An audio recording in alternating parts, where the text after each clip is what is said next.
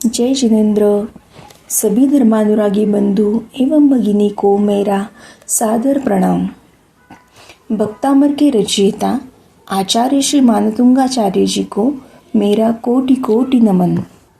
तो आज हम समझते हैं भक्तामर के 5वें स्तोत्र को। भक्तामर के इस स्तोत्र को समझने से पहले हम इसका श्रवण करते हैं। सोहम तथापि तव भक्तिवशान् मुनीश कर्तुस्तवं विगतशक्तिरपि प्रवृत्तः प्रीत्यां तवीर्यमविचार्य मृगो मृगेन्द्रम् नाभेति किं निजशिशोः परिपालनार्थम्। भक्तामर के इस 5वें स्तोत्र का यंत्र जो आपको यहाँ स्क्रीन पर दिखाई दे रहा है, उस यंत्र को लोचन कष्ट मोचक यंत्र कहा जाता है और इस यंत्र को पूजने के लिए मंत्र बताया गया है। ओम ह्रीम अर्हम नमो अणम तो ही जिनाणम। मैं फिर से बताती हूँ। ओम ह्रीम अर्हम नमो अणम तो ही जिनाणम। आप इसे यहाँ स्क्रीन पर भी देख सकते हैं। अब समझते हैं इस स्तोत्र के गुण। इस स्तोत्र को दुख दर्द दूर करने के लिए पूजा जाता है।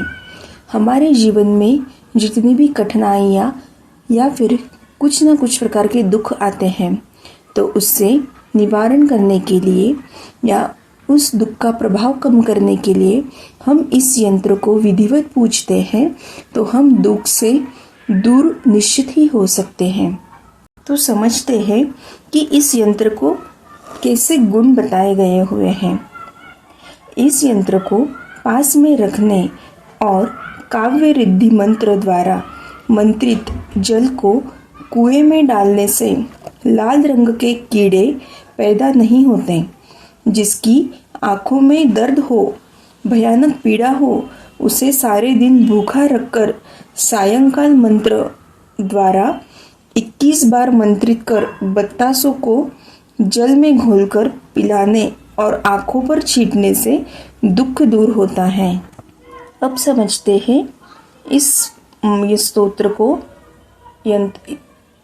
स्तोत्र के यंत्र को पूजने की विधि। इस यंत्र को पूजते हुए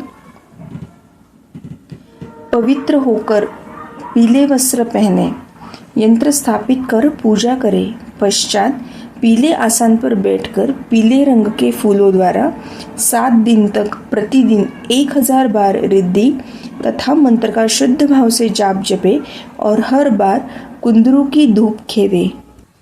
इस प्रकार से इस यंत्र को पूजने की विधि बताई गई है। अब हम समझते हैं इस यंत्र के या इस स्तोत्र के भावार्थ को।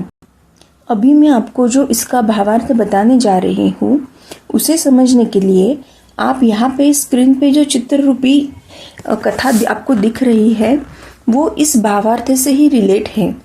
मैं इसका भावार्थ आपको बताती हूँ, आप इस चित्र के रूप से इसे समझने का प्रयास करें। हे यतीश्वर युगादिदेव, एक तो आप में चंद्रमा के समान आह्लाददायक, अमृतमय, शीतल, शांत और उज्जवल कांति वाले अनंत गुण हैं। दूसरे, मेरी बुद्धि अत्यंत अल्प है।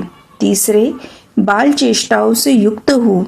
इन सब असमर्थताओं के हेतु इन सब असमर्थताओं के होते हुए भी जो मैं आपके गुण रूपी समुद्र को पार करने का असफल प्रयास कर रहा हूँ, अर्थात आपकी स्तुति करने के लिए तैयार हो रहा हूँ, उसमें एकमात्र आपकी भक्ति की प्रेरणा ही मूल रूप से विद्यमान है। जैसे अपने शिशु मृगशावक पर झपटते हुए विकराल सिंह को देखकर प्रीति और परम वात्सल्य से प्रेरित हरिणी उसको बचाने के लिए अपनी शक्ति की परवाह न करके क्या उस सिंह का सामना नहीं करती, अर्थात अवश्य करती है। हरिणी अपनी शक्ति को शिशु वात्सल्य के कारण भूल जाती है और मैं यानी कि मानतुंगाचार्य अपनी शक्ति को भक्ति के कारण भूल रहा हूँ। ये है इस स्तोत्र का अर्थ। आशा है आप इस स्तोत्र के यंत्र और उसके गुण के महत्व को